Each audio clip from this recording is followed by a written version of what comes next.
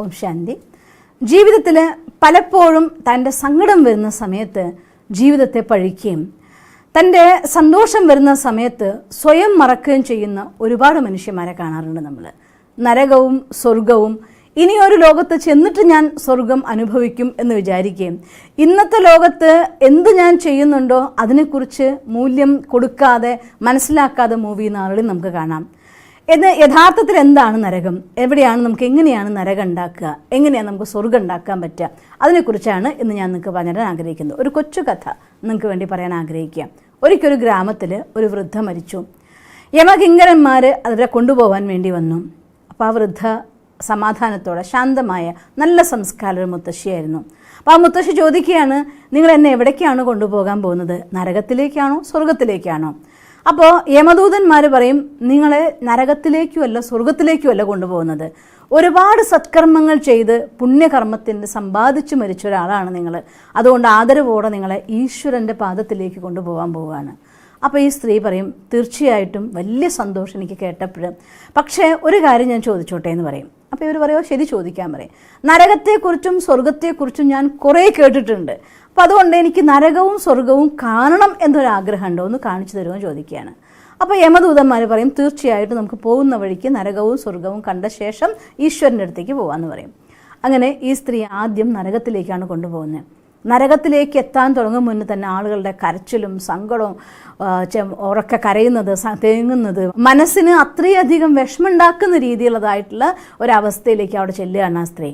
അവിടെ ചെന്നപ്പോൾ കാണുന്നു വളരെയധികം മെലിഞ്ഞ് പട്ടിണിക്കോലങ്ങളായിട്ടുള്ള മനുഷ്യന്മാർ, എല്ലാവരും പട്ടിണി കൊണ്ട് വളഞ്ഞിട്ടും വിഷമിച്ചിട്ടും കരഞ്ഞിട്ടും പല രീതിയിലുള്ളതായിരിക്കുന്ന പീഡനങ്ങൾ അനുഭവിക്കുന്നു.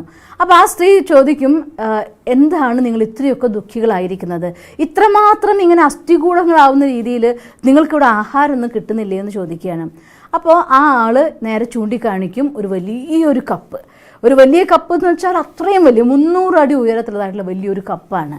ആ കപ്പ് കാണിച്ച് പറയും, ആ കപ്പിൻ്റെ ഉള്ളിൽ മുഴുവൻ പായസമാണ്, നിങ്ങൾക്കറിയോ? പക്ഷേ അതിന് 300 അടി മേലെയുള്ള അത്രയും ഹൈറ്റ്സിലേക്ക് ഞങ്ങൾക്ക് ആർക്കും കയറിയെടുക്കാൻ പറ്റില്ല. അത് കാരണം കൊണ്ട് ഞങ്ങൾക്കെല്ലാം ആ പായസത്തിൻ്റെ സുഗന്ധം കേട്ട് കൊതിച്ച് ഇവിടെ വിശപ്പ് കൂട്ടാം എന്നല്ലാതെ കഴിക്കാനുള്ളതായിരിക്കുന്ന ഒരു വിധി ഞങ്ങൾക്കില്ല, അതുകൊണ്ടാണ് പട്ടിണിക്കോലങ്ങളായി ഞങ്ങൾ ഇങ്ങനെ കഷ്ടപ്പെടുകയാണെന്ന് പറയും. അപ്പോൾ ആ സ്ത്രീ പറയും, മതി, എനിക്ക് നരകം കണ്ടതിന് പോവാമെന്ന് പറയും. അങ്ങനെ നരകത്തിൽ നിന്ന് അവർ സ്വർഗത്തിലേക്ക് വന്നു. സ്വർഗത്തിലേക്ക് എത്തനേക്കാൾ മുന്നേ തന്നെ സംഗീതത്തിൻ്റെയും പാട്ടിൻ്റെയും ആളുകളുടെ ചിരിയും കൂട്ടമായിട്ടുള്ള ആനന്ദത്തിൻ്റെയും ഒക്കെ ശബ്ദങ്ങൾ കേൾക്കുകയാണ്. അവിടെ വന്നെത്തിയപ്പോൾ ആ സ്ത്രീ കണ്ടു, എല്ലാ മനുഷ്യന്മാരും വളരെയധികം സന്തോഷത്തോടു കൂടെ കൂട്ടം കൂടെ ചിരിക്കുന്നു, കളിക്കുന്നു, ആനന്ദിക്കുന്നു. അവിടെയും ആ സ്ത്രീ കണ്ടു അങ്ങനെ 300 അടി ഹൈറ്റിലുള്ള വലിയൊരു പാത്രം. അപ്പോൾ അവിടുത്തെ ഒരാളോട് ആ സ്ത്രീ ചോദിക്കും, ഈ പാത്രത്തിൽ എന്താണ് നിറച്ചു വെച്ചിരിക്കുന്നത്? അടുത്ത ആൾ പറയും, അതിൻ്റെ ഉള്ളിൽ നിറയെ പായസമാണ്. അപ്പോൾ അത്ര ഹൈറ്റ്സിലുള്ള പായസമായിട്ട് നിങ്ങൾക്ക് ആഹാരം എന്താ കിട്ടുക എന്ന് ചോദിക്കും. ഞങ്ങളെല്ലാവരും ദിവസവും പായസം കഴിക്കുന്നവരാണ്. അപ്പോൾ ഇത്രയും ഹൈറ്റിലുള്ള പാത്രത്തിൽ നിന്ന് പായസം എടുത്ത് കഴിക്കാൻ നിങ്ങൾക്ക് എങ്ങനെയാണ് പറ്റുക? ആരെങ്കിലും ദേവദൂതന്മാർ വരുന്നുണ്ടോ എടുത്ത് തരാൻ ചോദിക്കുക. അപ്പോൾ അതിൻ്റെ ആവശ്യം എന്തുണ്ട്? ഇവിടെ ഈ കാണുന്നതായിട്ടുള്ള എല്ലാ മരങ്ങളും ഈ പ്രകൃതിയൊക്കെ തന്നെ നമുക്ക് ആസ്വദിക്കാൻ തന്നതാണ്. ഞങ്ങളിവിടെയുള്ള എല്ലാവരും കൂടി അതിൽ നിന്ന് വലിയൊരു കോണി, ഒരു മരം മുറിച്ച് കോണി ഉണ്ടാക്കിയിട്ടുണ്ട്. ആ കോണിയിലൂടെ കയറിപ്പോവും, ഓരോ ദിവസം ഓരോരുത്തർ പോവും, അതിൽ നിന്ന് പായസം എടുത്ത് നമുക്ക് എല്ലാവർക്കും തരും. നമ്മളെല്ലാവരും ആ പായസം കഴിക്കുന്നത് കൊണ്ട് തന്നെ നമ്മുടെ ആയുസ്സും ആനന്ദവും ആരോഗ്യവും ഡബിളാണ് എന്ന്.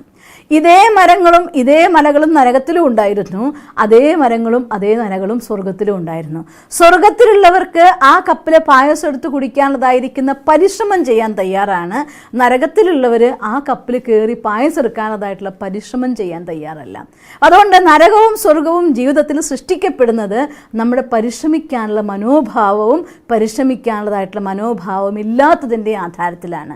അതുകൊണ്ട് സ്വർഗം വരാൻ വേണ്ടി കാത്തിരിക്കുകയല്ല, മരിച്ച ശേഷം അങ്ങ് ആകാശത്ത് മേലെ എവിടെയോ ഉള്ള ഒരു സ്വർഗത്തിൽ ഞാൻ പോയിട്ടാണ് സന്തോഷിക്കാൻ പോകുന്നതെന്ന് കാത്തിരിക്കരുത്.